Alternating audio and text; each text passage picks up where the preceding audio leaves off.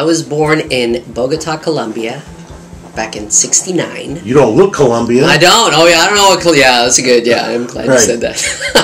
'69, and in '75, my father, who is in the oil business, ended up getting transferred to the thriving metropolis of Borger, Texas. We were there for about 3 years, just under 3 years, and moved to Jakarta, Indonesia in '77. I graduated high school in Southeast Asia. That's right, that's right. What language do they speak in? They speak Bahasa. Bahasa, yeah, yeah.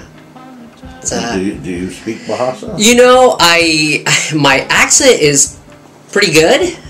Probably the extent of my vocabulary is not so good. How many languages do you speak?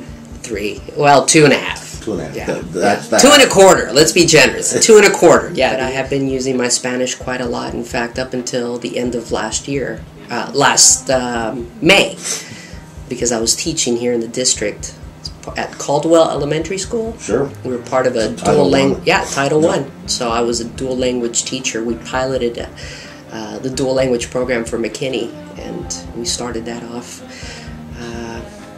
Used my Spanish. Felt like I was becoming more and more proficient, making my parents proud. What grades did you teach? Kindergarten. Kindergarten? Yeah, I was, at one time, I think I was the only male kindergarten teacher in the district. My principal's daughter was actually a part of our dual language program. She was in my class and my partner's class. And he came to me one day and he said, "Camilo, I always know when she's with you because she falls asleep about half an hour earlier." Yeah, so stamina was a big thing. So you literally put the kids to sleep. Yeah, yeah, I thought I should receive a stipend for that. I think I'm an educator by nature. I think that's where the Lord has gifted me, is in communicating ideas and principles, putting the cookies on the lower shelf, so to speak. And I've been doing that with kids, and at one time in pastoral ministry with college-age students and adults. And so there was always it's always been this love to communicate information. I think probably the common denominator is that I like being around people and using the teaching gift when people are interested, where there's that desire to learn. So whether I'm on the soccer field and I have a 5-year-old student, or whether I'm discipling somebody in a church setting and explaining to them the scriptures, if there's an interest and a desire for that, I think that's a common element there for me. The age is irrelevant to me. You know, I think I was pretty much, maybe a kid who enjoyed it more than the average player. I think I was maybe above average, but about 12 or 13, something popped, and I at least that's the way it's been described by an older brother of mine. He says, Camilo, you at 13, you knew that's what you wanted to do. It's like something triggered. I began to practice like no one. I had 2 wood goals that I'd drape on either shoulder, and I'd walk out to a field near my home, and I did that every day. For much of what I learned was by virtue of what I watched on TV. I was a crazy fanatic. It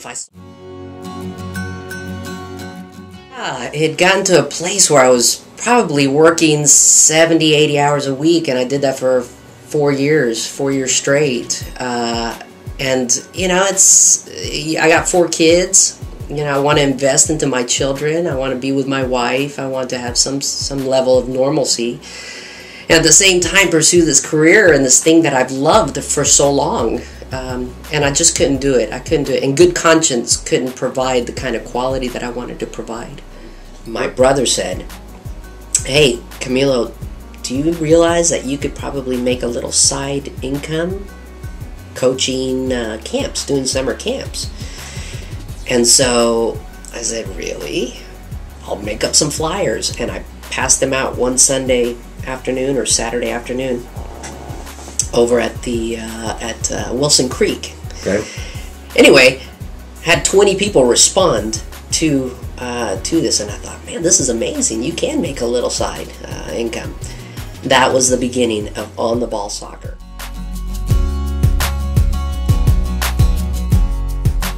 We have teams. We have 3 club teams. Our goal right now is to develop. It's competitive, and what I mean by competitive, it's for kids who are ready to move beyond the recreational.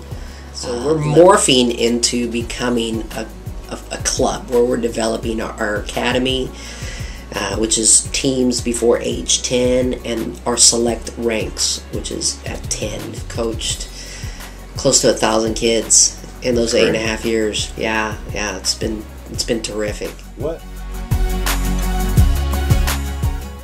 We've been very blessed in terms of parental participation and just the level of respect and care for the club. They love the team. I believe part of the reason that soccer hasn't taken off is because from the family level, families haven't been educated. And so I love parents hearing me give instruction because it's making them increasing their soccer IQ. I always invite parents to stick around. I prefer parents sticking around. If you think you have a story to tell, send me an email. But I have to tell you up front, it better be good. I hope you